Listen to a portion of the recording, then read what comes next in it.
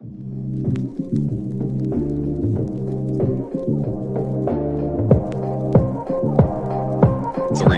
two, one. Here we go!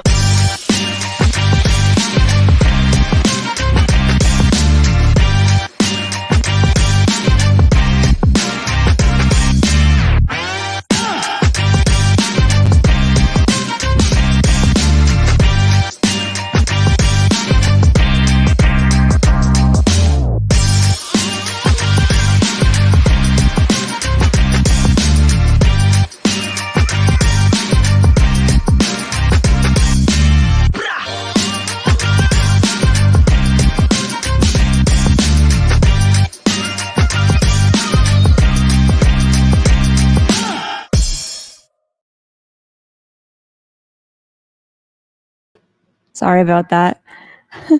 Hey, wonderful humans. Welcome to episode 17 of Shifting the Paradigm. I'm Cristina Gomez, your hostess for this next hour of adventure and UFO shenanigans, where we look and think outside the proverbial box, jump down rabbit holes, and where the red pill is actually a red Tic Tac.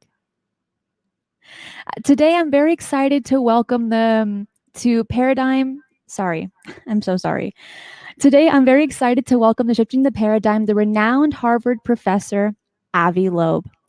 2021 has seen Professor Loeb catapulted into the controversial world stage of the debate over the possible existence of alien life in the universe. Professor Loeb is a theoretical physicist who works in the fields of astrophysics and cosmology. He served as the chair of Harvard's Department of Astronomy from 2011 through 2020 and is the founding director of Harvard's Black Hole Initiative and director of the Institute for Theory and Computation within the Harvard-Smithsonian Center for Astrophysics. Professor Loeb wrote and published 2 books in 2021, Life in the Cosmos with Manashvi Lingam and Extraterrestrial, the first sign of intelligent life beyond Earth. Professor Loeb, welcome to Shifting the Paradigm. Thanks for having me. Thank you so much for being here. And right before we even started, you told me that you have done 1,100 interviews in the last 6 months. Is that correct? Yes, it is. And it has been a very wild ride, so to speak. But I enjoy speaking with the public. The public has its heart in the right place on this issue. Oh my, I mean, that you're a Superman. I can't even imagine doing that many. It's like an unfathomable number. I quickly want to preface this episode by saying that I do have a younger audience, viewers of my generation and Gen Z in my audience, and many of them only recently being exposed to many of the interesting questions raised after about possible extraterrestrial life and visitations via the mainstream media reporting of UFOs over the last several months leading up to the release of the 180-day report.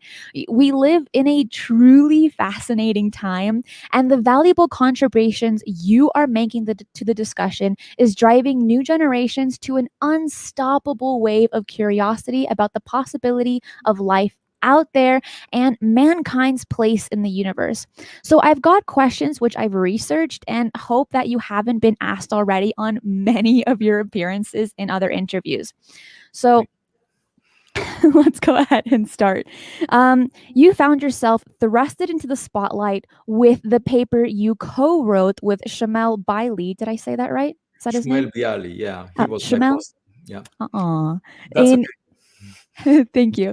In October of 2018, suggesting that interstellar object had passed through our solar system called Oumuamua could have originated from extraterrestrial civilization. So we have subsequent research led to announce later in 2018 that astronomers had narrowed down the source of the object's incoming trajectory to 4 possible star systems. But since then, I haven't been able to locate any news about which of the 4 it most possibly could have come from. Do you have any updates on that? Well, actually, the object, which was the first object from outside the solar system that was spotted near Earth, was named the Oumuamua because it was discovered by a telescope in Hawaii, and this name means a scout. a messenger from far away. This object, Oumuamua, did not arrive from any star. In fact, it started its uh, initial approach to the sun from the so-called local standard of rest, which is sort of like the local parking lot. It's the frame that you get to when you average over the motions of all the stars in the vicinity of the sun. So every star moves relative to that frame, but you take the average, you get to the local standard of rest. And Oumuamua was at rest in that frame. Only 1 in 500 stars is at rest in that frame. So it didn't belong to any of the stars that are near the sun. In fact, the motion of this object relative to the sun was the reflex of the motion of the sun relative to the local standard of rest. The sun just bumped into it like a giant ship that bumps into a buoy, which is sitting at rest on the surface of the ocean. So there is no direct link between Oumuamua and any nearby star. And moreover, in addition to the fact that it should have it should have inherited the motion of the parent star, and it doesn't inherit any motion of any star. In addition to that, it's impossible to tell which star an interstellar object comes from, because the size of the solar system extends halfway to the nearest star. So if you imagine the solar system like a ping pong ball, it actually touches on other ping pong balls. So it's densely packed with all the other so-called Oort clouds. These are the largest region that surrounds the sun. It's called the Oort cloud. It's containing bricks that were used to make the planets in the solar system. These are leftovers from the construction project of the planets in the solar system, and they fill up a volume that is halfway to the nearest star. So if each star has such a sphere of objects around it, they are touching each other, and space is full of those, and it's impossible to tell where one of these bricks came from. Along any direction, you have a lot of these spherical regions that intercept any direction. So it didn't make much sense for people to try and figure out which star it came from to start with. So, do you think that it could have visited other star systems first? I mean, it's possible, right, that we could be star system number 3 in the long mission, for example. But what do you think on that? Oh, of course. It depends how long it went along its journey. But basically, if it set in the local standard of rest, it was at rest relative to the Milky Way galaxy. And then stars are just passing by it. And you might ask, why would it be in that special frame? One possibility is, that it's a member of an array of such objects that is used for navigation, just like signposts. If you are traveling through interstellar space, you want to know where you are, and you have objects like it distributed on a grid. But we don't know the nature of this object. What we know is that it was very unusual. It didn't look like the rocks we have seen before in the solar system. It didn't look like a comet. There was no dust or gas around it. It didn't look like an asteroid, a bare rock, because as it was tumbling every 8 hours, the amount of sunlight that it reflected changed by a factor of 10. And that meant that it has a very extreme shape, most likely pancake-like. It was most likely flat. And then it also exhibited a push away from the sun, which could only be explained by the reflection of sunlight pushing it, because there was no evaporation, no rocket effect acting on it. And actually, in September last year, September 2020, there was another object that exhibited a push by reflecting sunlight and had no cometary tail. It was given the name 2020 SO, discovered by the same telescope in Hawaii. And the astronomers that found it realized, it's actually a rocket booster that came from Earth. In 1966, there was a lunar lander mission. And we know that it was hollow. It had very thin walls. And that's why it had a large area for its mass. So it could be pushed by reflecting sunlight. We know that it's artificial, 2020 SO. And we can tell the difference. It behaves differently from a rock. And the question is, who made Oumuamua and what was its purpose? And it's been mentioned that it could have the shape and configuration of a solar sail. Would that explain the acceleration as it went away from the sun? Yeah, for that it needed to be very thin. And my argument in the paper that we wrote back in 2018 was that nature doesn't make such thin objects. We are not aware of it. And I suggested that maybe artificial. And one possibility is that it's a sail that is supposed to sail on light, what so-called light sail. But now I come to think that maybe, it could have been, for example, a receiver, a dish that is trying to collect signals and is tumbling, but it's just thin. And the reason I'm saying that is because 2020 SO was not designed as a sail, but it behaved just like Oumuamua. So all you need is a thin object in order for it to be pushed by reflecting light. And are you aware of any exoplanets being found around the stars of the 4 solar systems? Well, there is a habitable planet around the nearest star, Proxima Centauri. Even though it's only 12% of the mass of the sun, there seemed to be a planet just at the right distance to have liquid water on its surface. We know that half of the sun-like stars have a planet roughly the size of the Earth and at roughly the same separation. So habitable planets could be very common. There could be tens of billions of them in the Milky Way galaxy alone. And as I said before, these 4 systems that people talked about early on are probably not the origin of Oumuamua. And we don't know where it came from, but the way to figure out more about objects like it is to find another one on its approach to us, and then send a camera that will intercept its trajectory and take a close-up photograph. Just like OSIRIS-REx mission took a close-up photo of the asteroid Bennu and even landed on it and scooped some material that it will bring back to Earth in 2023.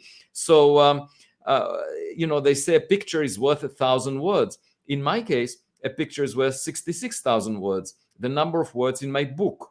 I wouldn't need to write the book if I had a high-resolution image of Oumuamua. The Singularity Lab, thank you so much. He says, thank you for all you're doing, Avi. The Galileo Project is exactly what is needed right now. And you were just on his show not too long ago. So, I mean, those 1,100 interviews we've been doing the last 6 months have been going a long way. You're definitely inspiring a lot of people, and everyone wants to talk to you. Well, yeah, that may be the case. There was an anecdote of a few days ago. Someone pointed out that there was a tweet saying that by someone saying that his wife seems to have a crush on me, and that she thinks that I'm sexier than Fauci. So when I mentioned it to my wife, she said that Fauci is a low bar. I can agree with that.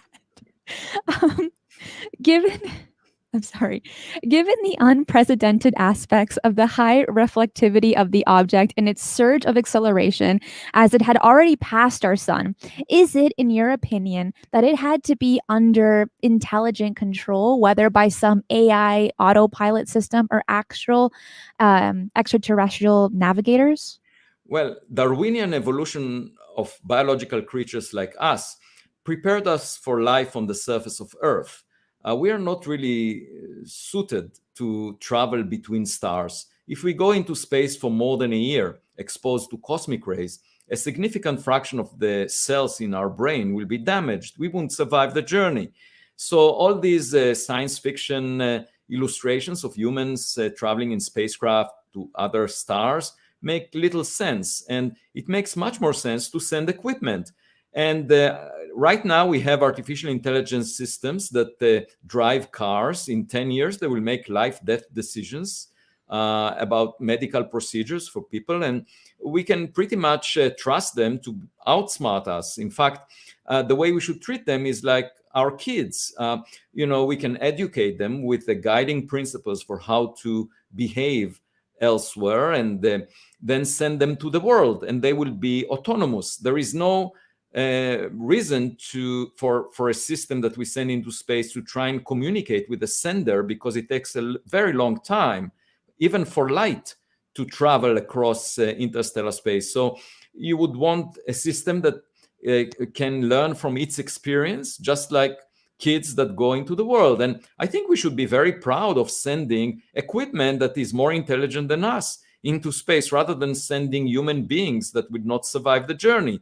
And if we are thinking that way, it's quite likely that there was another civilization before us that predated us, because most stars formed before the sun. We know that.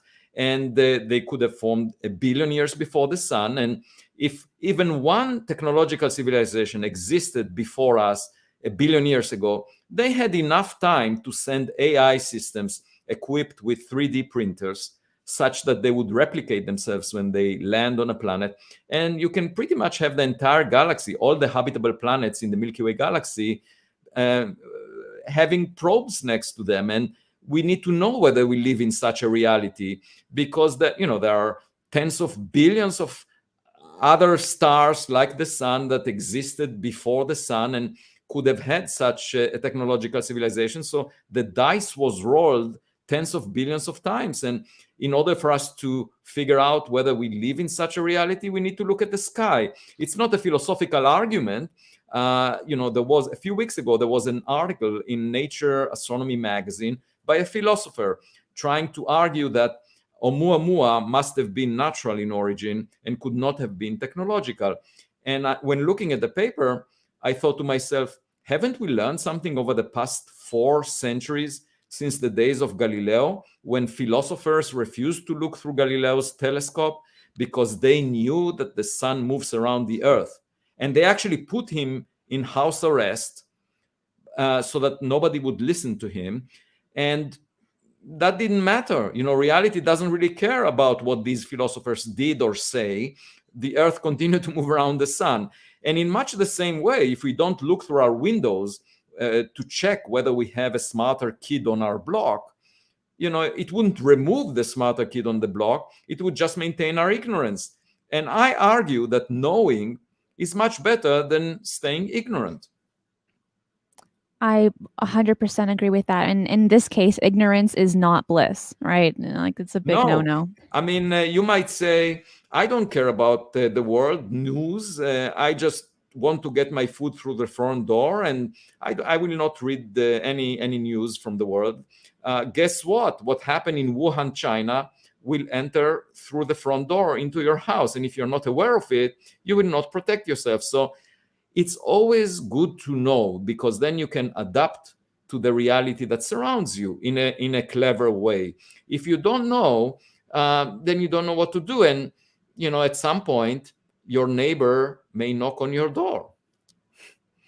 Rather Be Squidding has a question. Thank you so much, by the way. And he says, do you think only planets with liquid water can support life, or should we be looking elsewhere? That's an excellent question. What we can imagine is based on our experience, and we've seen life on Earth only in liquid water, but that doesn't mean that it's the only possible way for it to come to existence. And one way for us to find out is to produce life synthetically in the laboratory. So there are a number of groups trying to do that. One of them at Harvard University by Jack Shostak, my colleague. He's getting close to making synthetic life. And of course, once we are able to create synthetic life out of a soup of chemicals, we can try and change the circumstances and see if we generate other forms of life that we don't know about. You can imagine other fluids, like, for example, ammonia. Maybe it's possible to make living organisms in ammonia. We don't know. And doing these laboratory experiments will help our imagination figure out, which environments out there in the sky could be hospitable for life. But right now, our imagination is limited to what we know happened spontaneously, by chance, here on Earth. If you open recipe books for cakes, you see that out of the same ingredients, you can make very different cakes, depending on how you put them together and how much heat you apply. And it's very difficult for me to imagine that we are the best cake possible out of the soup of chemicals that existed on Earth. I would assume that there are much better cakes that were baked on other planets.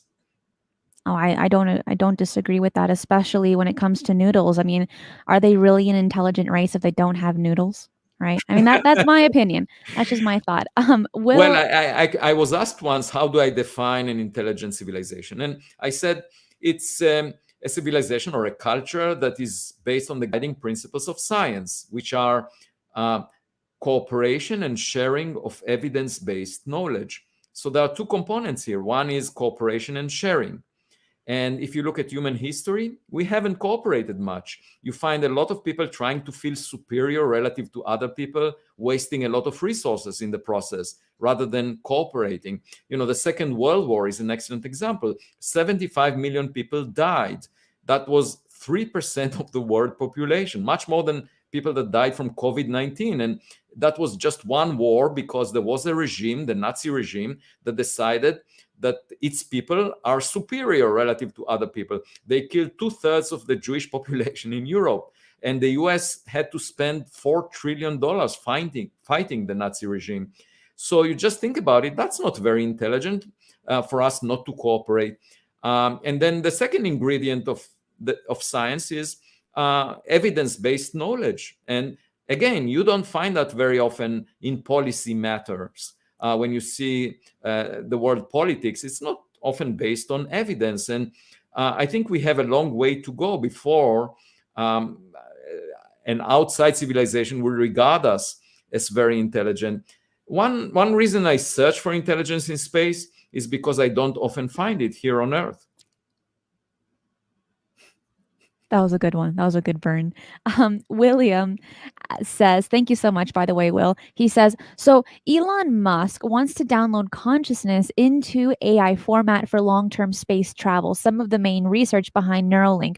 What are your thoughts on that when it comes to Elon Musk and the downloading consciousness? Well, I'm not sure what the consciousness means, but what I know is that AI systems can, in principle, outsmart us. They will be able to operate in a way that will be more reliable than humans. When they drive cars, they already are doing that quite often, and they would replace taxi drivers in the future. And you could imagine them playing an important role in society in replacing us. And in this much the same way, they can replace astronauts. There is no reason for us to send astronauts to very long journeys. We can send AI systems because their electronics can survive the trip much more easily, and they can go a large distance. And you could think of them as carrying the flame of human consciousness into the distant destinations that they aim at. And in that sense, I'm very happy to designate our representation in the form of AI systems, because if you think about what Richard Branson and Jeff Bezos did, they used their wealth to lift their body by 1% of the Earth radius, just 1%. And they were very proud of themselves.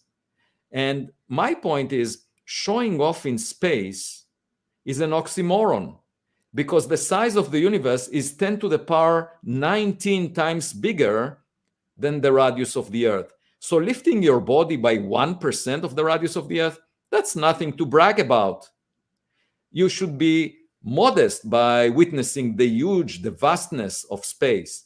And the proper way to appreciate space is to send AI systems that travel for billions of years across the entire Milky Way galaxy. That's a much more important feat to be proud of. I agree with that. And also, it's a lot safer overall. I mean, if you're going into an atmosphere that you know nothing about, it could easily hurt the human body. So Definitely. putting AI out there is so much smarter. John has a question. We're getting a lot of... Before that, just one more comment about bragging in space. We sent out the golden record on Voyager that basically expressed our pride in our cultural accomplishments. But frankly, that was very presumptuous of us, thinking that our cultural accomplishments, like the Beatles or some music Bach composed and so forth, that is something of interest to extraterrestrials.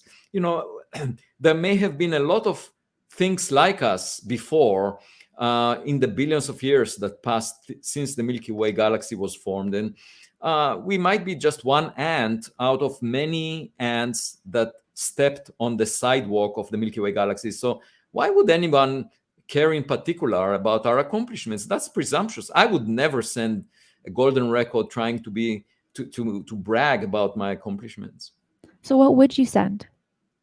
An AI system that learns from experience, that is modest enough to learn from what it sees rather than assume that what we already developed is something to brag about. That makes perfect sense. It truly does. And again, it is very humbling. John has a question and he says, has Avi ever had a UFO or ET experience? No, I didn't. And my wife says that she thinks that I may have arrived from outer space, and therefore, if they ever land in our backyard and ask me to join them, she just asked me to do two things. One is to make sure that the car keys are with her and I don't take them by mistake, because then she won't have them. And the second is to ask them to please lift off gently and not ruin the lawn in our backyard when they lift off. She seems lovely. She seems like definitely someone really fun to be married to. John has a question. And again, we're getting some really fantastic questions. I want to say thank you to everyone that's dropping super chats to ask Avi, because you're a superstar. You really are. So John says, former Pentagon A-tip head Mr. Elizondo recently said on camera that disclosure of the non-human presence here on Earth is already happening and is a process that will continue step by step, and he's not the only one to agree with this. What are your thoughts on that, Avi? Well, I don't have any evidence to support it, and I don't know what he's basing it on. But, if someone tells you that he is Napoleon, what do? You ask for his ID and check it out. And if it doesn't say Napoleon, you don't believe that person. So without the evidence, I would not pay particular attention to one statement or another. People can say a lot of things. So in science, we are guided by evidence. And in the Galileo Project in particular, the evidence would be open and transparent. And that's the way we should operate, just like kids. I was asked by the Harvard Gazette once, the Pravda of Harvard University, what is the one thing I would change about the world? And I said, I wish my colleagues would behave more like kids. Because, if you ask people that knew me from my childhood, they will tell you that I haven't changed much. And I see science as a privilege of maintaining your childhood curiosity, basically asking questions, not being afraid of making mistakes, and venturing into the unknown. I mean, there are lots of things we don't know. So why should we be shy about it if we have the ability to answer the question, are we the smartest kid on the block? Let's use our telescopes and answer it rather than ridicule it and ignore it. And especially when it comes to children and adults, I think a big reason, this is my opinion, to why adults aren't as curious or don't take risks is because I really feel like they value life a lot more. They're a lot more attached to the body compared to children that are just curious and don't really understand how, I guess in some sense, how their body works and how precious it is to do certain functions. That's simply an opinion, but what do you think? Remember when I was a child and I used to sit in a dinner with adults, I was very frustrated by adults pretending to know more than they actually know. And if I would ask them a question, they would not reveal their ignorance very often because they wanted to protect their image. I think very often adults prefer to maintain an image that is much better than they actually are. That's why they put makeup, and kids don't put makeup. But the other thing that bothered me was that when they didn't know an answer to a question, they would say, it's a silly question. And I was really frustrated by that, because if you don't know the answer to a question, just say, I don't know. And by the way, the same experience repeats in my adult life. When my colleagues in academia don't know the answer to a question, they don't say, we don't know. They say it's a silly question. I remember when I was a kid, I thought adults knew absolutely everything. And now that I'm an adult, just recently, I'm thinking, I'm looking at everyone and they have no idea what they're talking about, No, they are especially just when it comes to they are this just topic. the way I look at adults now are just like kids that pretend to know more than they actually know. And that's the fallacy, that's the fake aspect of pretending to be an adult, maintaining your image as if it's much better than reality. And when I look at an adult, I'm trying to find the kid under that face. I quickly want to say thank you so much, Alex, for the 10. Thank you so much. And my next question is, so we know, well, sorry, the Galileo Project, it seems to me to be a natural academic evolution from the extraterrestrially manufactured Oumuamua hypothesis. Can you describe how the project has been received by your peers? And importantly, have you met any unreasonable resistance or opposition from any official entities whom you have reached out to for cooperation? Yeah, so on the 25th of June, the report from the intelligence agencies came to Congress and confessed that 143 objects were identified whose nature is unclear. And, that was an admission of the intelligence agencies that they're not doing their job. They're getting paid to figure out what flies in our sky, and they couldn't figure it out. And moreover, to me, it sounded like if these objects were of another nation, then they would not respond to them in the same way. They would try to figure out exactly what those other nations are doing. And the fact that they reported to Congress about them means that they cannot really associate them with human-made equipment. And I was intrigued by that. And in addition, by the discovery of Oumuamua, on which I wrote the book Extraterrestrial. And a week later, the administrator of NASA, Bill Nelson, was speaking on CNN and saying that scientists indeed need to look into this.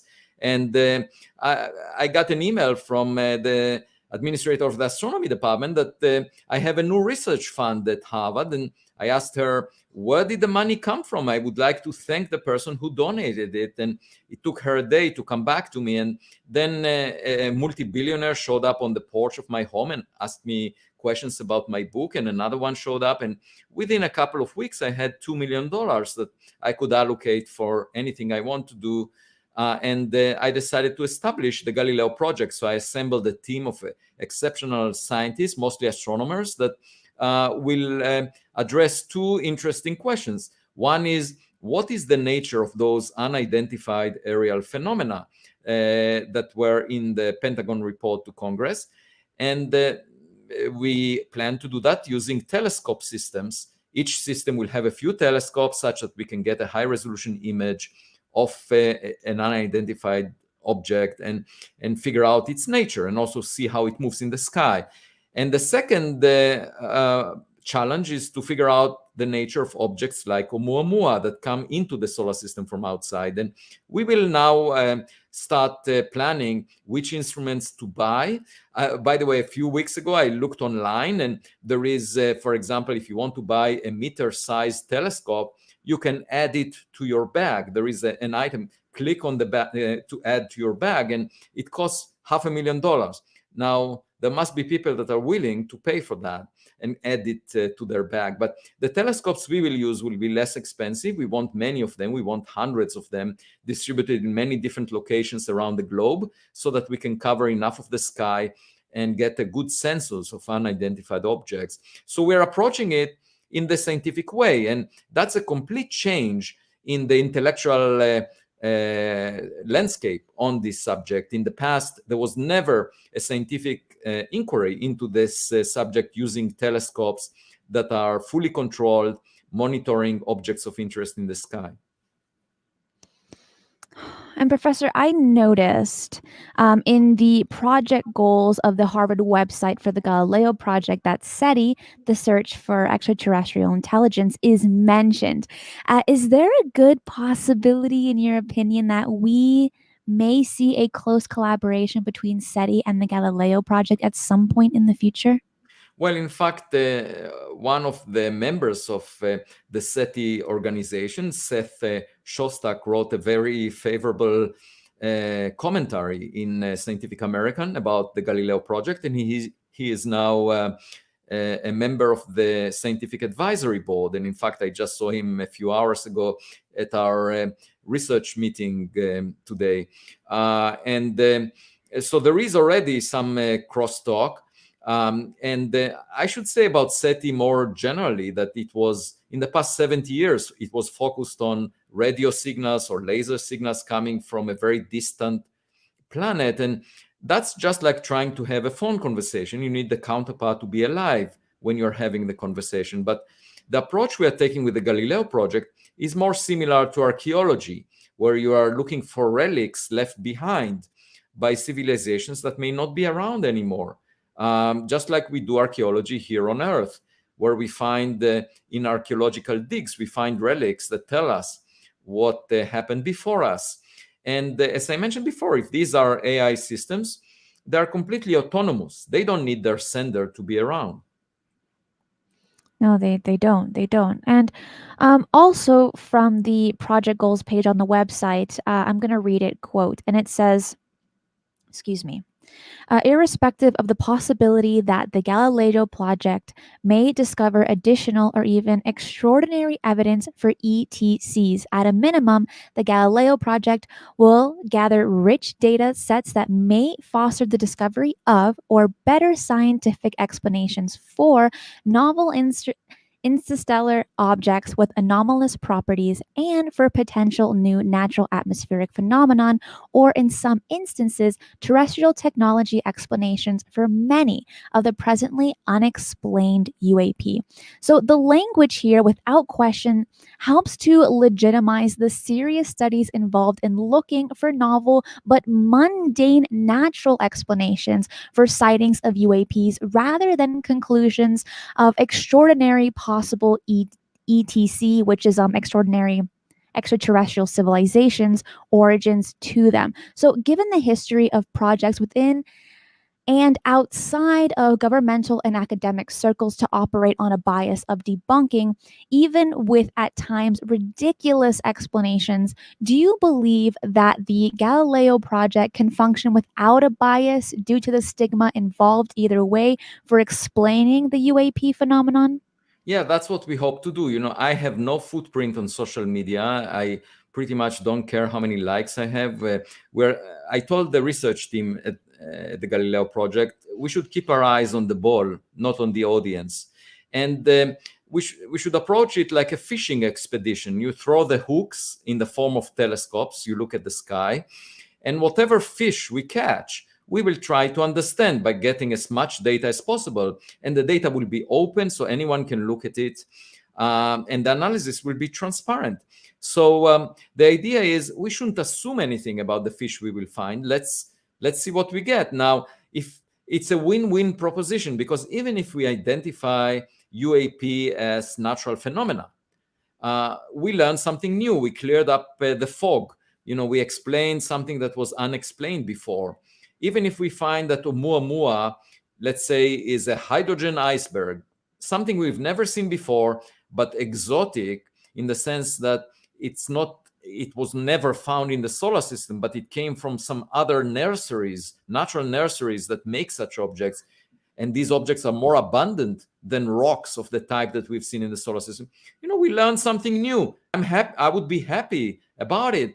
But there is also the possibility that these are technological artifacts. And we should keep that possibility on the table, because without it, we will never find evidence of this type. People say we need extraordinary evidence before we even engage in discussing this possibility. And my point is, if you don't fund the search for technological relics, you will never find them. And so it's a self-fulfilling prophecy to say, I need extraordinary evidence, and at the same time, not provide any funds for the research.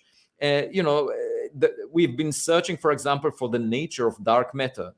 That's most of the matter in the universe. There is 6 times more of it than ordinary matter that we are made of. And we don't know its nature. We don't know what particle makes it. And some 40 years ago, people thought, maybe it's a weakly interacting massive particle. So there were hundreds of millions of dollars invested in trying to detect weakly interacting massive particles. We haven't found it. It was a search in the dark. And that was part of the mainstream. And of course, nobody should complain because, it's a search in the dark. It's legitimate to try this particle or another particle. But my point is that whether we found that kind of a particle, it would have had very little impact on society. But if we find that Oumuamua is a technological relic, that would have a huge impact on society. So how can we not fund at all, 1,000 times less funding to the search for technological relics compared to the search for dark matter? That makes little sense.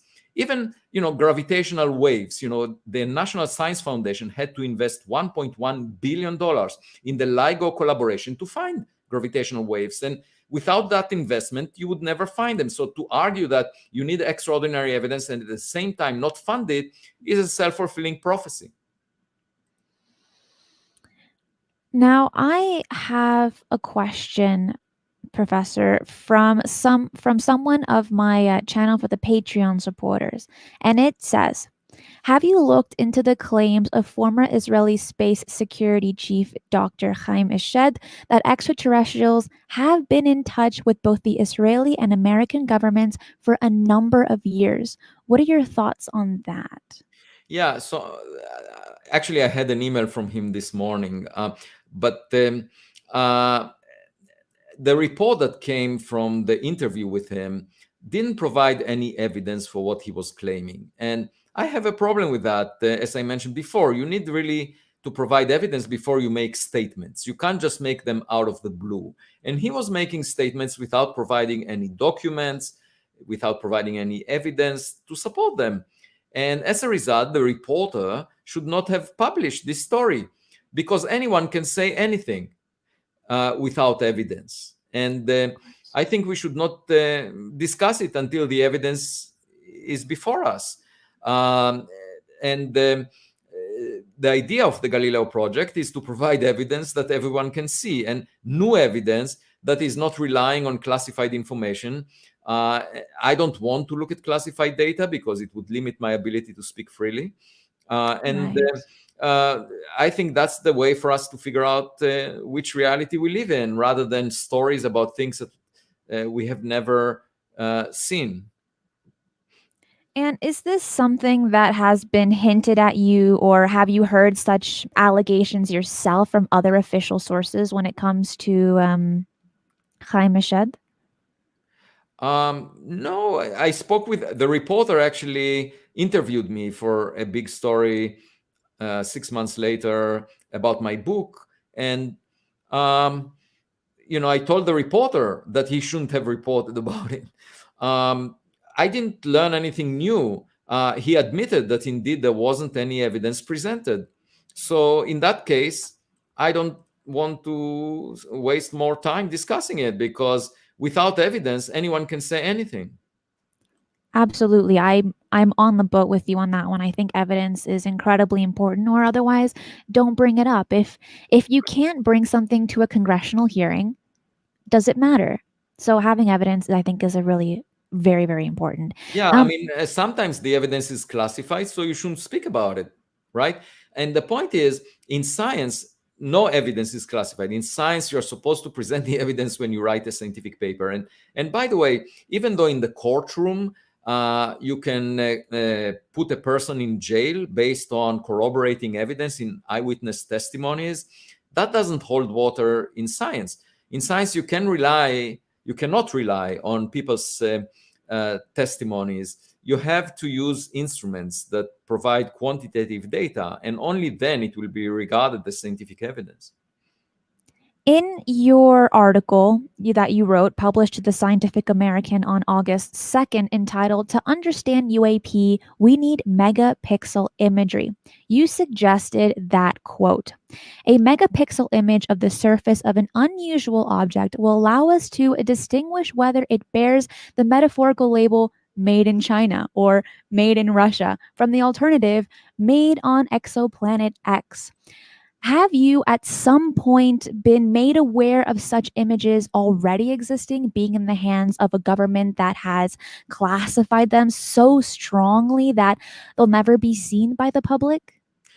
No, I was never made aware of it, and I don't want to be made aware of it because it would limit if this is classified information. It would limit my ability to speak freely about it to the public. And what I want to do is collect new data. By the way, the instruments that were used, that at least the data that we've seen coming from, were not really optimal. There were jittery cameras in fighter jet cockpits and eyewitness testimonies. These are not the kind of instruments you would use in a scientific experiment. We want to have full control over the instruments and get really the state-of-the-art cameras that you can buy now that weren't available decades ago, and collect new data using the best telescopes we can afford. And then we can be quite sure that what we are getting is